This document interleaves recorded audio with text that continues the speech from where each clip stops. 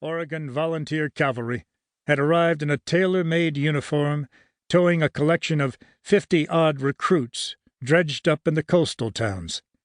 He was said to have seen previous service somewhere.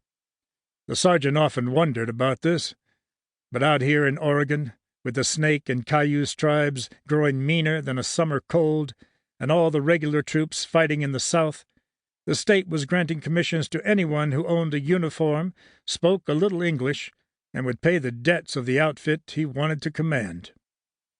Naturally, King's troop took the image of its commanding officer.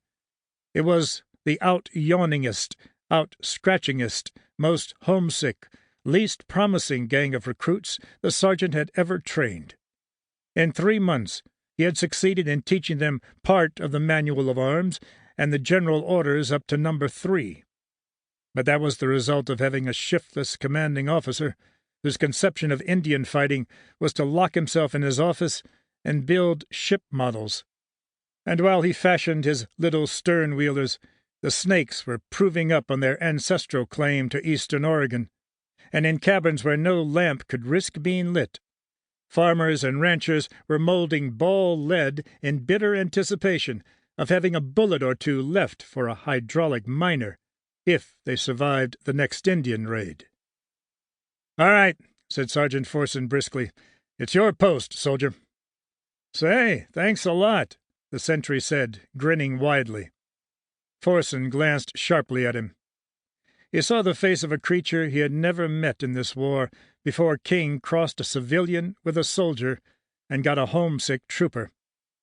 It was difficult to recall that, with all its hand-me-down equipment, Fort Haney had been a place of proud horse soldiers a few months ago. Horse soldiers who furnished their own horses, wore cast-off uniforms, fired anything they were able to buy that looked like a gun, but were dedicated to what they were doing.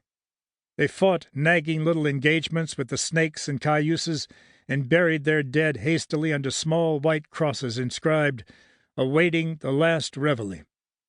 Their credit had been defunct since the first year of the war. When they were in camp, the biggest tasks First Sergeant Forson handled were adjusting their bad debts, straightening out their love affairs, and keeping them from fighting with ungrateful civilians whose clotheslines, orchards, or daughters they had visited nocturnally. They were lean, tough, and homely. Nobody but the Indians had much respect for them. Nobody but the Indians was supposed to. Crossing the floor, Forson said dryly, "Put your gun on safety, trooper. You'll blow somebody's head off."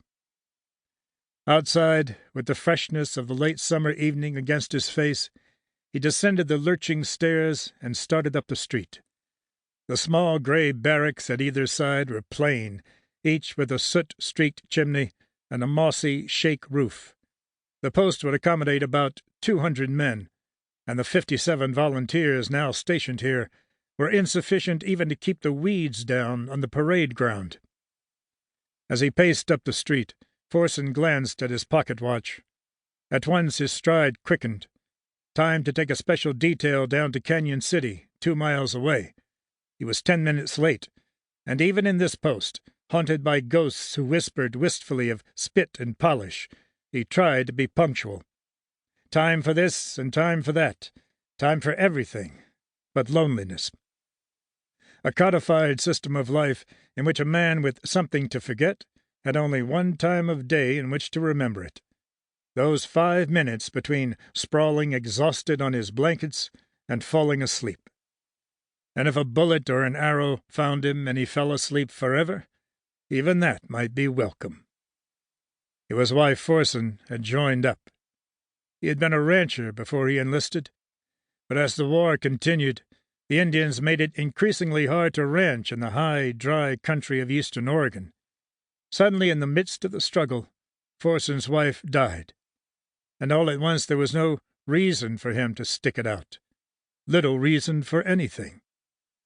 They had been as much in love as it is possible for a man and woman to be, and he had enlisted out of pure misery. Things to do. That was how you held yourself together, when life cracked you like a china cup. He sighed and pressed the old loneliness back.